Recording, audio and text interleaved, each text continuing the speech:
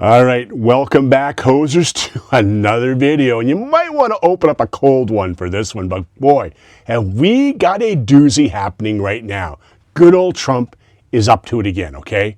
Trump just went nuclear on Truth Social, calling Carney, get this, governor, and threatening 100% tariffs if Canada sticks with the China EV deal. What the hell, eh? Like, what's going on here? Now, this is my hoser take. No spin, just straight talk here with a conservative edge. Now, here's the deal. This is coming from a Canadian press report, okay, boys? Trump, good old Trump, love him or hate him, posts on Truth Social that if Governor Carney, remember Governor Trudeau? Well, now we got Governor Carney. If Governor Carney thinks Canada can be a drop-off port for China to sneak stuff into the U.S., he's sorely mistaken. That's what Trump says. He goes on to continue to say that China will eat Canada alive, destroy Canadian businesses, destroy their social fabric and their way of life. And boom, guess what? 100% tariffs on all Canadian goods if that China deal goes ahead. Yeah, you have to listen to Trump because Trump does do things he says he's going to do. If he says he's going to put 100% tariffs on there if the deal goes through, he will do that. You know what I mean? You know what I mean? He's reviving the governor insult he used on Trudeau when pushing the 51st state crap. You remember that? Basically saying Carney's running a province, not a country. Ooh, man, I think he's a little on the mad side right now. Now, Carney's deal with Z, as we're all aware, it drops our 100% tariff on Chinese EVs to only 6%, allowing 49,000 of these vehicles into Canada per year. In exchange, China eases, not completely, the tariffs on canola, lobster, and crab. Now, LeBlanc says it's not a free trade deal with China, just tariff resolution. We're building strength at home and diversifying. Now, Fraser, there's another useless cabinet minister, says we need an economy that stands on its own 2 feet. And Miller, I think he's even worse than Fraser, one of Trudeau's buddies, right? Says we take Trump seriously, but control what we can only control. You know what? This is like boys. These guys are like boys at the bar saying, yeah, the big guy's mad, but we're just minding our own business. Well, that big guy, Trump, is already swinging, right? Oh, my God.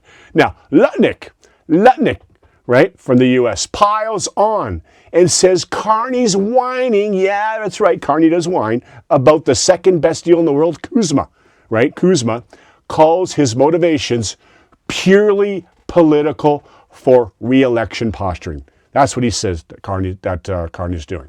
Now, Trump initially did say, though, and I recall this, the China deal was good, right? But here's the big thing here. But now it's full war mode. And you know why? It's because of what Carney did at Davos, talking about that new world order crap in that speech of his and the snapback. Basically, the whole Canada, Carney didn't like the Canada does not live because of the U.S. or whatever it was they said, right? So now Trump is just pissed off, right? Now, here's the real hoser take, okay, boys?